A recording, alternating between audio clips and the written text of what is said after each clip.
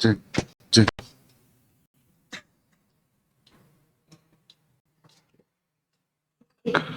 Cek. Bismillahirrahmanirrahim. Assalamualaikum warahmatullahi wabarakatuh. Alhamdulillah. Nahmaduhu ta'ala wa nasta'inuhu wa nastaghfiruh. Wa natubu ilaih. Wa nusalli wa nusallimu ala rasulillah. Wa ala alihi wa sahbihi wa ba'd. Kita di kumpulan hadis-hadis yang disajikan oleh Al-Imam Abdurrahman As-Sa'di rahimahullahu ta'ala pada hadis yang ke-22, yaitu hadis Abu Sa'id Al-Khudri radhiyallahu anhu berkata, Rasulullah SAW bersabda, "Al-ma'u tahurun la yunajjisuhu syai'un." Air itu suci, tidak ada sesuatu pun yang menjadikannya najis. Hadis riwayat Imam Ahmad, Tirmidzi, Abu Dawud, Nasa'i. Air suci, tidak ada sesuatu pun yang membuatnya najis. Berarti hadis ini bicara tentang hukum asli air. Ya, kita tahu setiap diri kita diwajibkan untuk bersuci. Suci dari hadas dan suci dari apa? Najis. Bersuci itu intinya harus dengan menggunakan air. Ya. Bersuci itu harus dengan air, tidak boleh dengan yang lainnya, kecuali dalam kondisi darurat. Sedangkan air hukum aslinya adalah apa? Suci. Jadi Anda kalau menemukan air tidak perlu lagi untuk bertanya, ini airnya suci apa enggak ya? Tidak perlu. Karena pada aslinya air itu apa? Suci. Kemudian air itu sumbernya ada yang berasal dari bumi dan ada yang berasal dari atas, yaitu hujan, atau kalau di kita nggak ada, yaitu salju. Ada air yang bersumber dari atas, yaitu hujan, dan ada air yang bersumber dari bumi. Semua air ini tetap hukumnya apa? Suci. Kemudian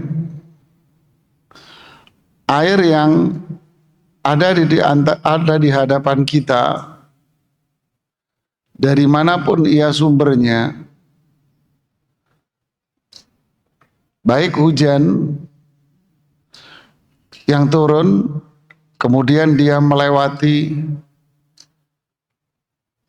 genteng, kemudian paralon, lalu sampai ke Anda di ember, dan air ini sudah berubah warnanya karena kena debu-debu atau kotoran yang ada di genteng dan di paralon.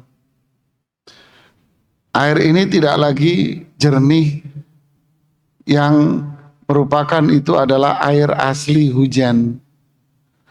Airnya sudah berubah warnanya.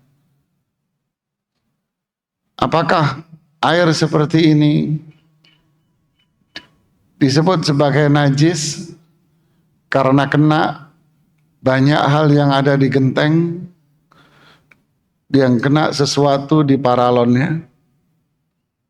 Jawabannya, air seperti ini tetap suci, walaupun warnanya sudah butek. Kenapa? Karena perubahan yang ada di air itu dikarenakan perubahan sesuatu yang suci pula. Apa itu?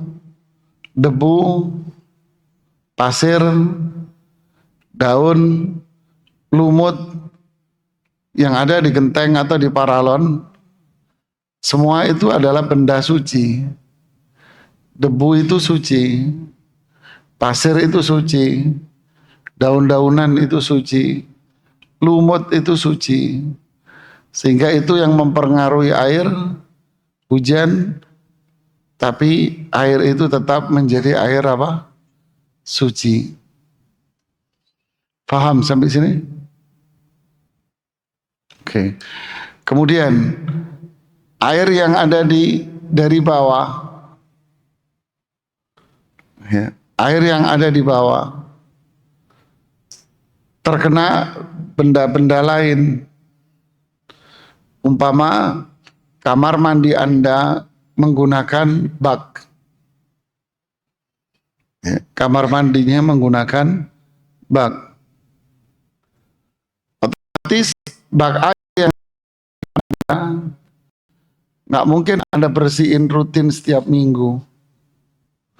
Mungkin nggak pernah dibersihin itu bak air. Ya tidak. Dari Anda lahir sampai sekarang mungkin baknya nggak pernah dibersihin gitu. Sehingga muncul di bak itu apa? Lumut-lumut. Atau mungkin pernah kemasukan sabun batang atau sabun-sabun yang lain. Bagaimana status air yang menggenang di bak itu? Jawabannya apa? Apa? Airnya tetap suci. Oke?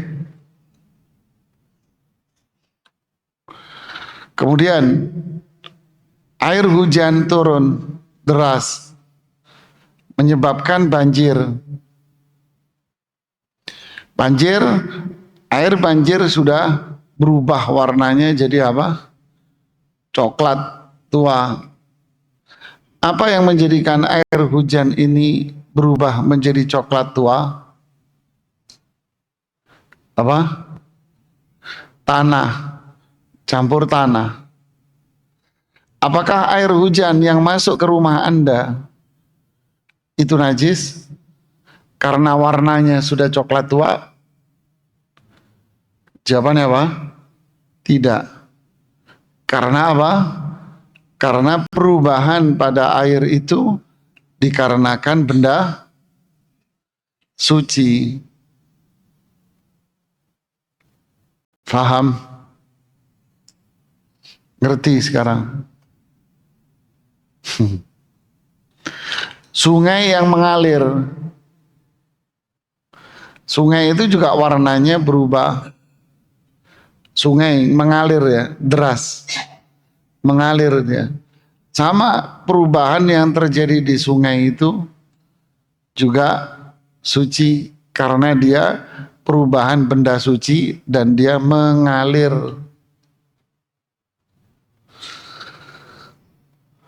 Faham jemaah? Ada di Kalimantan sungai bisa warnanya hijau, bisa warna merah. Kenapa? Karena kena akar pohon dan wangi. Sama aja. Begitulah seterusnya. Ya. Umpama contoh, ente masak air panas. Buat apa? Buat mandi umpama. Mau mandi, udaranya dingin. Bikinlah air panas di ember. Lalu air panas itu ketuang bubuk kopi atau bubuk teh. Sehingga air itu berubah warnanya dan baunya. Boleh nggak air itu Anda pakai buat mandi dan berwudu? boleh suci karena bubuk kopi dan bubuk teh itu apa? Suci. Begitulah seterusnya jemaah. Tapi kalau bak mandi Anda yang ada isi air itu kemasukan bangkai tikus, toren Anda kemasukan bangkai tikus, lalu bangkai tikus itu di situ 2 hari 3 hari, sehingga menjadikan air yang di bak bau. Bau itu apa? Berubah baunya. Air itu kan tidak ada baunya, dia akan berubah bau. Kemudian kalau mau diminum rasanya juga berubah, warnanya juga berubah karena kemasukan benda itu. Bagaimana hukum air ini? Apakah sama dengan yang tadi? Jawabannya tidak. Kenapa tidak? Karena apa?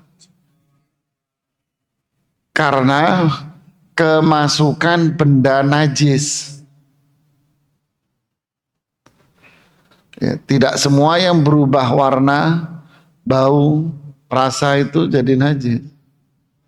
Tadi kemasukan bubuk teh juga berubah warna, bau, dan rasa. Tapi boleh nggak dipakai wudhu? Boleh, karena kemasukan benda suci. Tapi kalau yang ini kemasukan bangkai, jadi apa? Najis. Dia bangkainya merubah 3 unsur tadi, bau, warna, dan rasa, karena najis itu. Sehingga airnya dihukumi dengan air apa? Najis. Paham sampai sini jemaah? Para ulama berdalil dengan beberapa dalil, diantaranya hurrimat alaikumul maitatu waddamu walahmul khinzir. Diharamkan atas kalian bangkai, darah, daging babi. Jadi jika bangkai itu masuk ke air, maka airnya jadi najis jika airnya berubah apa? Warna, bau, dan rasanya. Simpel ya. Sehingga para jamaah sekalian, mayoritas para ulama fikih membagi air itu jadi 2.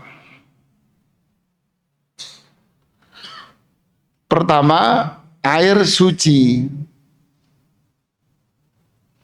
yaitu air yang masih ori. Air ori itu apa? Hujan langsung ente tampung, kan ori, nggak kecampuran apa-apa. Atau yang kedua apa? Mata air yang memancar dari perut bumi, ori itu masih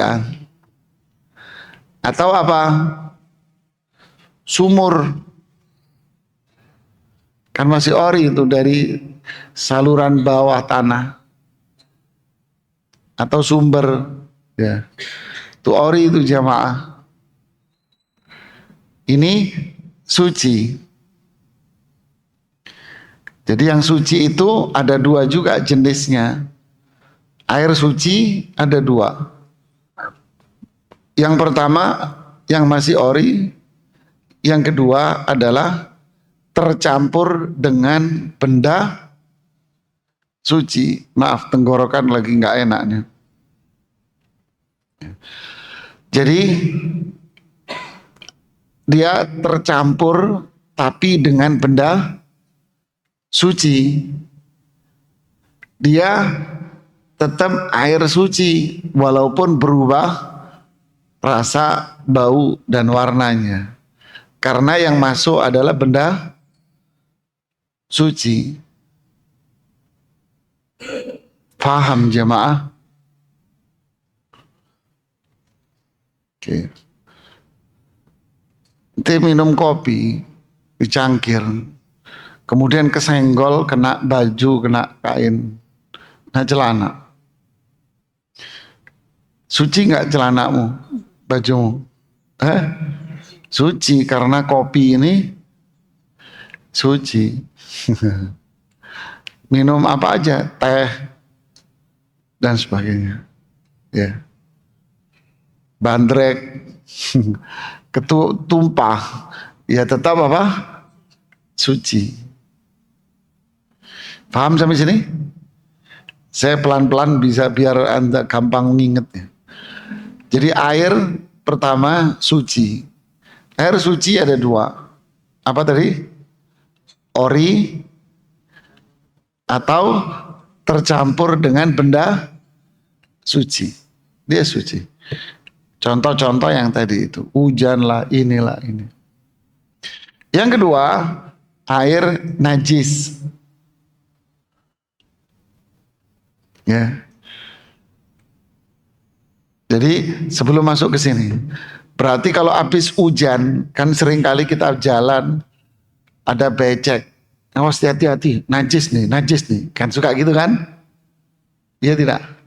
Genangan air di pinggir jalan, bekas apa? Bekas hujan. Najis apa suci? Suci, karena dia berubah. Perubahannya dikarenakan apa? Perubahannya dikarenakan apa tadi? Benda suci, yaitu pasir, tanah. Oke, yang kedua, air najis. Air najis itu apa? Air najis apa? Air najis itu juga ada dua. Najis karena zatnya, najis karena zatnya. Seperti apa? Kencing. Memang zatnya apa? Najis. Kencing najis. Kenapa? Memang zatnya najis. Dua, najis karena apa? Kemasukan benda najis. Berarti awalnya apa dia? Suci, tapi kemasukan benda najis yang merubah tiga. Bau, rasa, warna, merubah. Ini disebut dengan air najis. Lalu sekarang kalau kemasukan najis, tapi airnya tidak akan berubah sama sekali. Kenapa? Karena debit airnya besar, sehingga kemasukan najis pun dia tidak ngaruh sama sekali. Apa hukum airnya? Tetap suci. Itu jamaah kaidahnya. Tapi kalau kemasukan benda najis merubah tiga unsur tadi, maka airnya apa? Jadi najis. Jadi hadits ini, air itu suci, tidak ada sesuatu pun yang membuatnya najis aslinya itu, kecuali kemasukan benda najis yang merubah bau, rasa, warna, najis jadinya. Paham sampai sini? Paham? Oke, selesai. Kalau belajar fikih harus begitu, pelan-pelan. Ada yang mau ditanya? Kalau mesti fikih begini yang nanya banyak.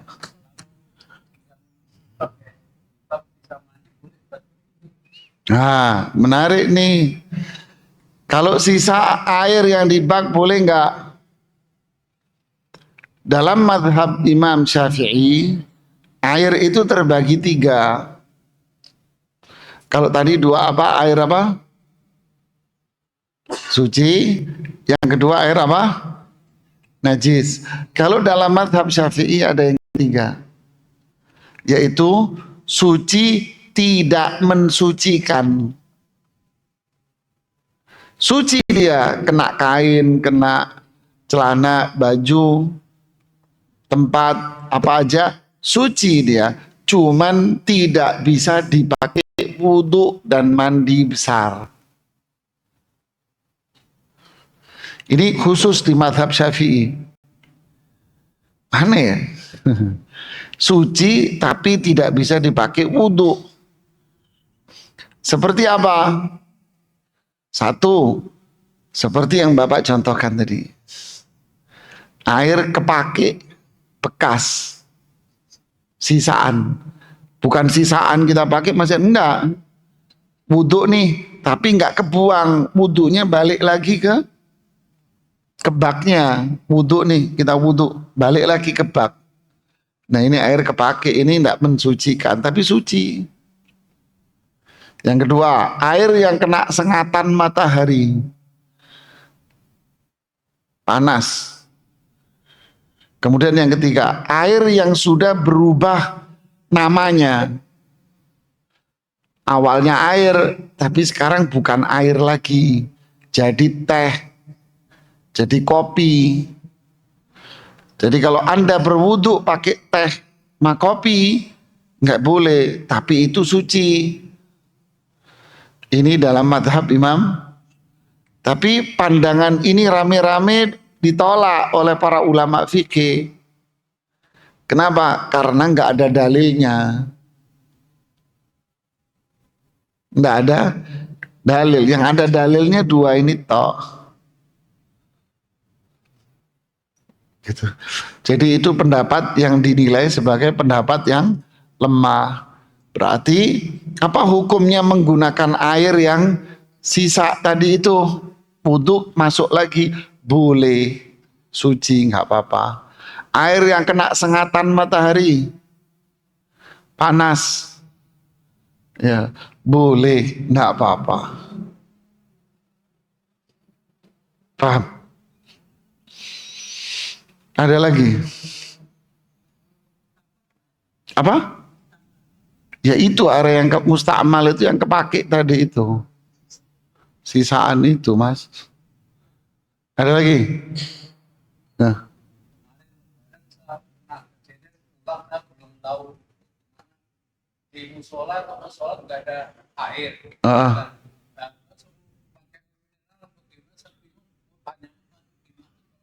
Ya. Tayamum. Boleh nggak seseorang itu tayamum? Pada aslinya hukum tayamum itu adalah pengganti. Dia tidak berdiri sendiri. Pengganti itu tayamum. Pengganti dari apa? Air. Berarti nggak boleh kita kok langsung tiba-tiba langsung tayamum. Tayamum aja deh. Kan biasanya kan gitu masyarakat. Mana air sulit sedikit tayamum. Di pesawat tayamum. Di kereta tayamum. Semaunya sendiri. Nggak boleh ini. Nggak boleh Anda menghukum semaunya sendiri. Ya. Tetap air itu menjadi hukum asli dalam bersuci. Selama ada air, tidak boleh Anda bertayamum. Sekarang kita ada air mineral. Ya pakai air mineral untuk bersuci. Nah, wong wudhu pakai segelas ini aja bisa kok. Ya kan? Wudhu segini bisa, Mas. Kalau orang lagi haji di Musdalifah, ya dulu ya, mesti kita wudhunya pakai air segini. Dulu, kalau sekarang alhamdulillah ya, Di mana-mana dikasih penambahan kamar mandi. Jadi selama ada air, nggak boleh Anda. Ada air mineral sekarang banyak di mana-mana. Di gunung ada jualan air mineral. Atau Anda sakit. Sakit apa? Mungkin sakit tertentu yang dimana tubuh Anda tidak diperbolehkan untuk terkena air, luka bakar atau apa. Tubuh Anda nggak boleh kena air. Boleh Mas. Sekarang di pesawat ada air. Banyak. Cuman jangan becek. Kalau becek diomelin. Gitu. Ini kan penerbangan yang sifatnya 7 jam, 6 jam, 5 jam ke atas yang bisa menghabiskan 2 waktu sholat. 7 jam lah yang menghabiskan waktu sholat. Kalau penerbangan dalam negeri tidak perlu. Berangkat jam 11. Umpama nyampe tujuan jam berapa? Asar umpamanya. Ya. Berangkat jam 12 persis pas adzan. Nyampe tujuan jam 3 habis asar. Ya sholat nyampe di sono. Ya kan? Ada lagi? Ya.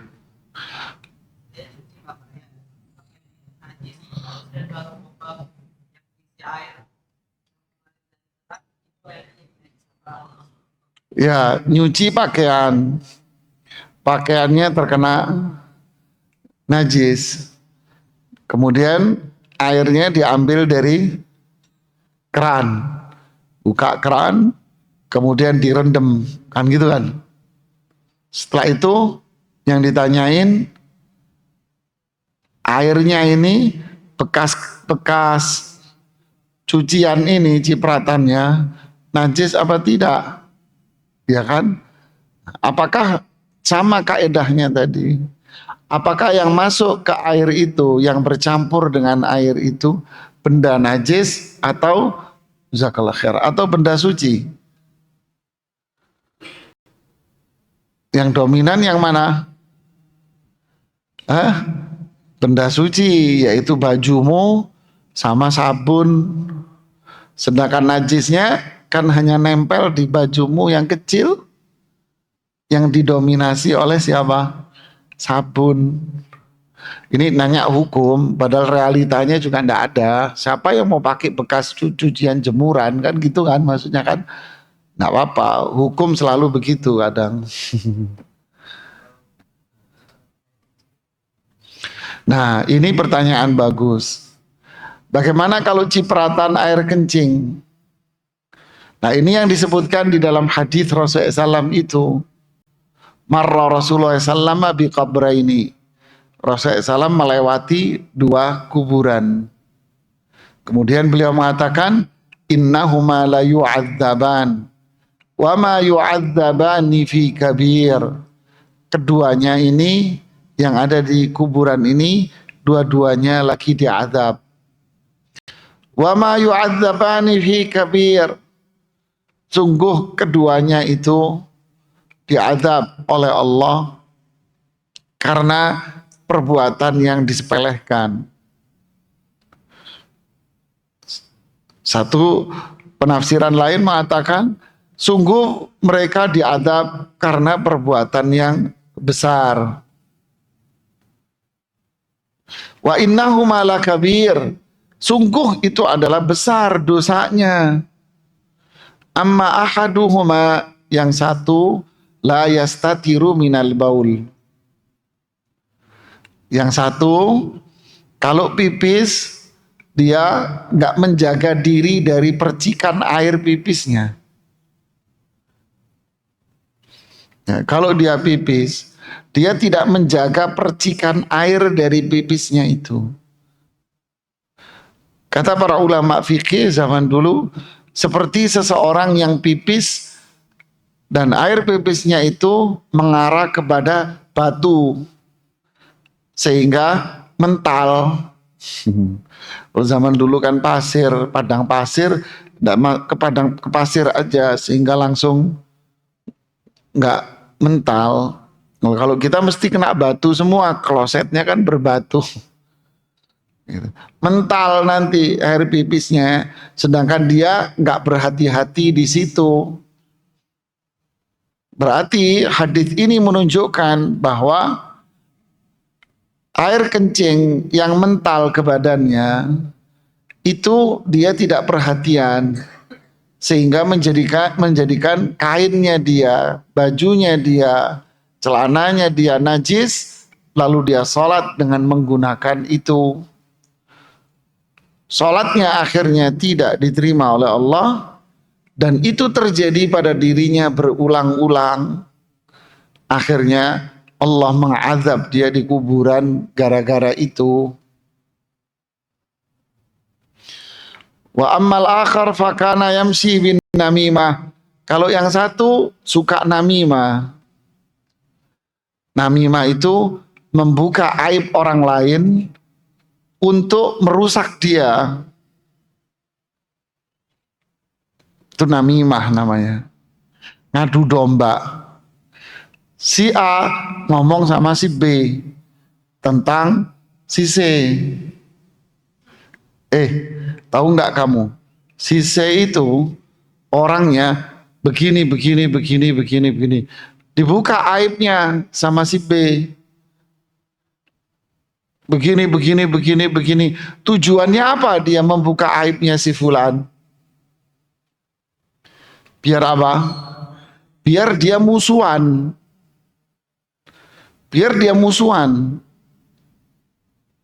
Ini namimah ini. Contoh ya, ini contoh nyata. Urusan suami istri.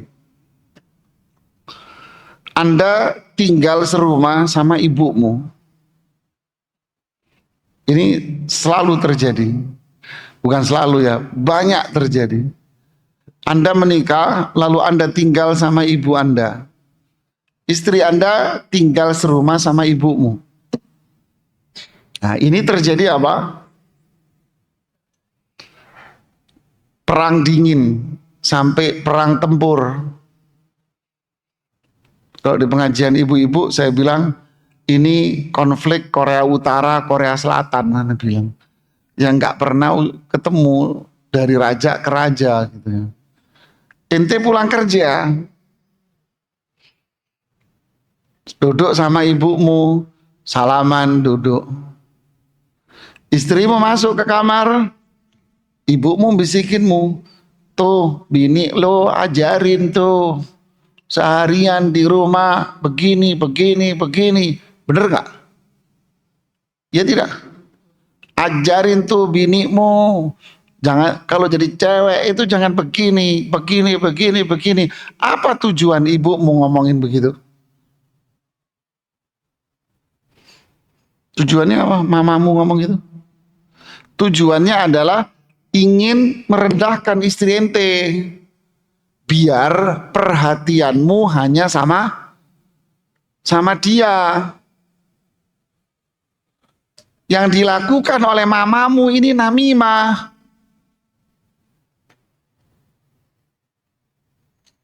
Sadar ente. Ini kalau bahasa ana di pengajian ibu-ibu, bahasa ana saklek aja. Perempuan kalau tambah tua kompor meleduk, ana bilang. Ini namimah ini. Sama istrimu juga gitu. Dia masuk ke kamar. Tuh, mak lo tuh. Udah deh. Yang ini bini lo tuh. Yang ini mak lo tuh. Kagak kelar-kelar. Semua jadi adu domba.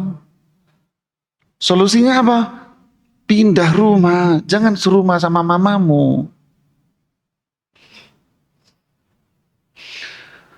Gak punya duit Ustadz, ngontrak. Pindah di sama rumah istrimu aja.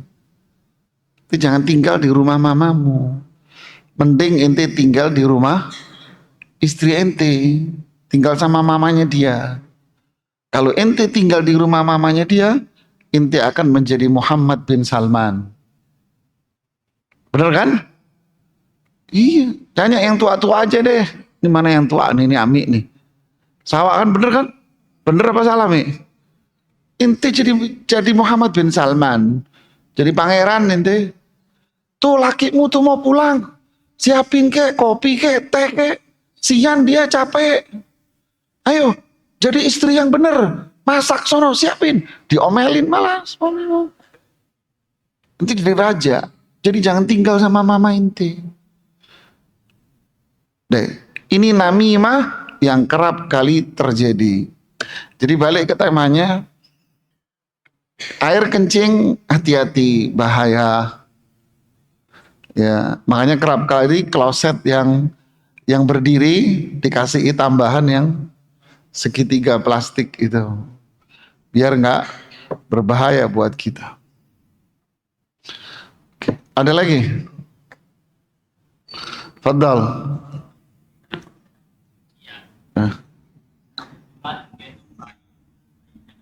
Nah, ini bagus.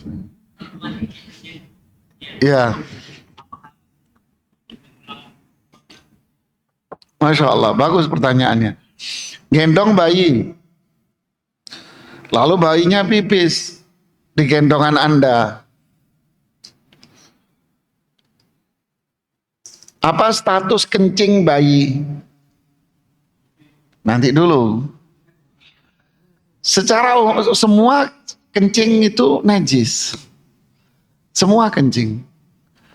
Mau kencing bayi, mau kencing orok, apalagi bapaknya orok, sama lagi. Ya, najis semua. Yang membedakan itu adalah cara mensucikannya. Mensucikan najis itu dengan cara disiram dengan air, dicuci. Umumnya kita dicuci. Tapi kalau bayi terbagi menjadi dua.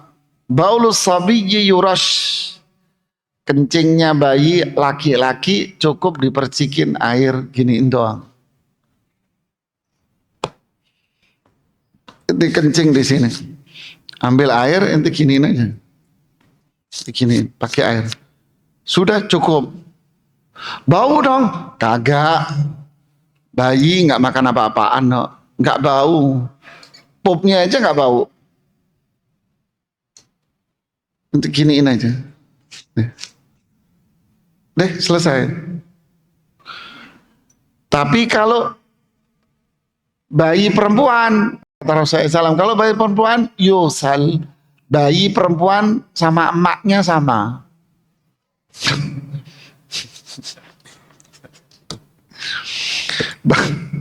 Bayi perempuan sama emaknya, sama bapaknya sama. Kenapa? Wallahu a'lam. Tapi kalau memang dari sisi bau, bayi perempuan lebih bau daripada bayi laki. Bayi laki nggak ada bau-baunya sama sekali. Tapi pipisnya, coba yang punya anak, punya bayi perempuan, coba lihat. Yang jelas kalau bayi perempuan tetap dicuci, cemplungin air, dicuci biasa. Dicopot. Oke. Jadi pertanyaannya, kalau bayi laki, tadi cukup Anda cipratin air, dibersihin begini doang pakai air, selesai. Perlu wudhu? Ya nggak ada urusan sama wudhu, Mas. Ini kan berkaitan dengan membersihkan apa? Najis. Ya nggak perlu Anda wudhu lagi. Emang ada kentut juga, apa kencing juga kan? Enggak kan? Oke, ada lagi? Ya, bagus. Di antaranya ada percikan air dari gayung atau dari selang. Apakah baju yang tadi kita ngikut itu pakai juga najis? Ya, memandikan jenazah. Kena percikan air yang ada di jenazah. Al-ma'u tahurun la yunajjisuhu syai'un. Air itu suci, tidak ada sesuatu yang menjadikannya najis. Itu jawabannya. Suci, Pak. Oh kan airnya kecampuran kapur barus. Ya. Pertanyaannya, kapur barusnya suci apa najis? Ya sudah, berarti airnya kemasukan benda suci. Ya sudah. Kan ini mayit. Oke, mayatnya ini suci apa najis? suci.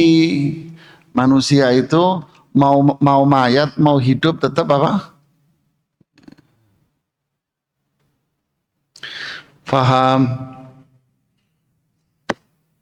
Ada lagi?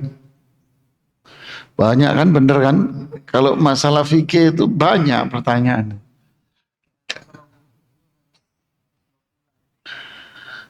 Ya, kakeknya kalau wudhu harus 2 kula, nggak harus. Wudhu itu bahkan Rasulullah Rasulullah SAW yatawaddau bimud, bahwa Rasulullah SAW itu berwudhu dengan 1 mud. 1 mud kalau beras gini, kalau air ada ukurannya kecil segini.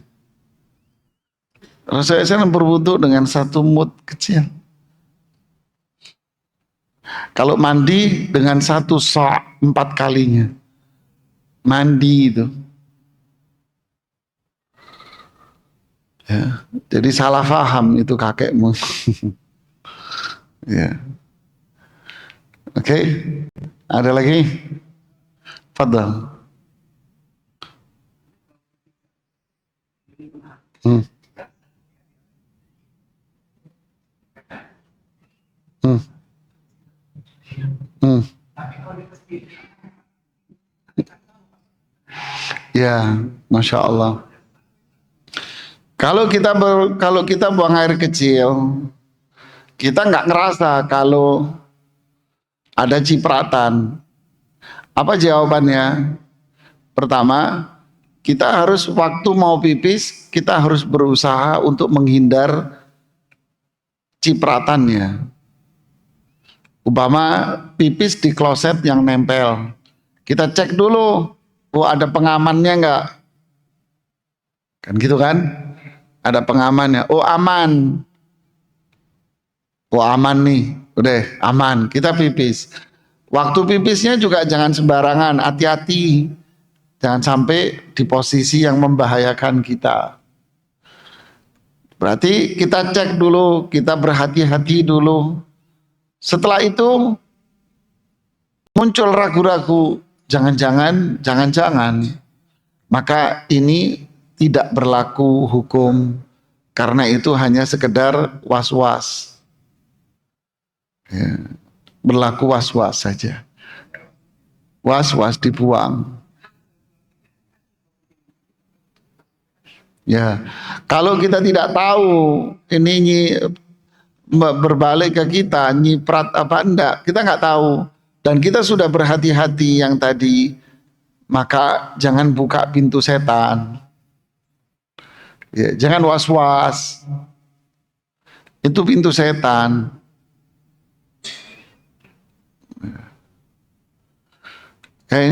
Tapi kalau kita tahu, wah ini nyiprat nih, wah was-was saja, wah dablek ini, bahlul ini, cemplungin Ciliwung. Udah tahu najis malah. Ya, kalau memang tahu ya bersihin, cuci.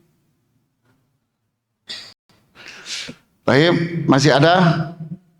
Tuh kan banyak kan yang lain. Silakan Pak.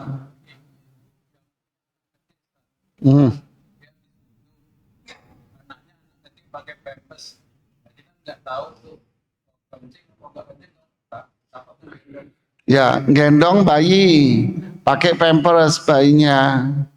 Kita nggak tahu istilahnya bocor atau tidak. Ya udah nggak usah dibahas Pak. Sama aja dengan yang ini tadi kan, was-was. Ya kan? Was-was aja itu. Nggak usah dipikirin, buang itu was. Akhirnya kak wudhu pas. Nih jangan-jangan ini. Ini wudhunya nggak lengkap ini. Ini tadi ada was-was. Ya 1-2 jam itu di kamar mandi. Ada cerita. Ini cerita bener apa enggak nggak tahu, tapi kayaknya sih bohong ya. Ada di satu desa yang jadi imam itu bapak ini, nggak boleh diganti sama yang lain. Kalau wudhu itu bisa 1/2 jam. Jadi kalau sholat maghrib akhirnya waktunya mepet dengan isya, gara-gara nungguin bapaknya ini wudhu. Diganti, nggak mau dia. Anaknya pulang dari pondok, lapor, tuh bapakmu tuh kalau wudhu setengah jam, kita nungguin lama. Oh gampang, ada obatnya. Kalau di desa itu kan wudhu itu kayak kolam gede, jongkok di situ wudhu kan gitu kan. Bapaknya wudhu kagak kelar-kelar, anaknya lewat disenggol, akhirnya kecemplung tuh bapak.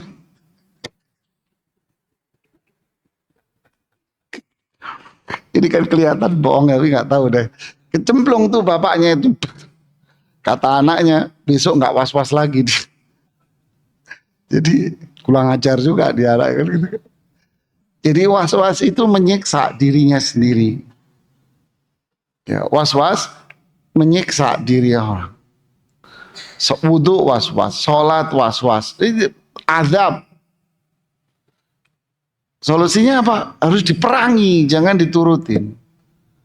Ya, selama nggak yakin, jangan dipikirin hukum.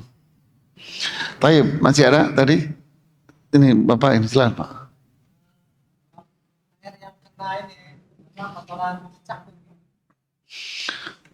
Air yang kena kotoran cicak. Sama tadi Pak. Dia merubah struktur air tidak? Enggak, karena airnya banyak, kotoran cicaknya cuman kecil. Nggak ngaruh apa-apa. Ini nggak masalah.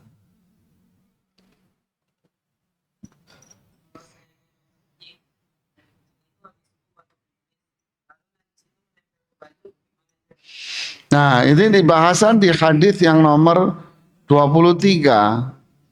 Di situ dibahas tentang binatang-binatang yang familiar, akrab dengan manusia. Bagaimana status dengan binatang itu? Nah, itu dibahas di sini di hadis 23. Tapi yang jelas kencing itu semuanya najis, Mas. Semua kencing najis, Mas. Kencing orang, kencing binatang. Ya. Ada bahasan tertentu nanti. Ya, ada tertentu status binatang yang apa namanya halal dimakan. Ya, dan sebagainya nanti kita bahas insyaallah. Yang jelas kalau kucing yang Anda tanyakan najis. Pupnya, kencingnya najis lah. Yang dibahas itu kucingnya, bulunya, badannya. Najis tidak? Tidak. Nggak najis itu badannya dia. Tapi kalau kencingnya, najis lah Pak. Ya. Wallahu ta'ala a'lam shawab. Ini yang bisa kita sampaikan. Subhanakallahumma bihamdik. Asyhadu an la ilaha illa anta. Astaghfiruka wa atubu ilaik. Assalamualaikum warahmatullahi wabarakatuh.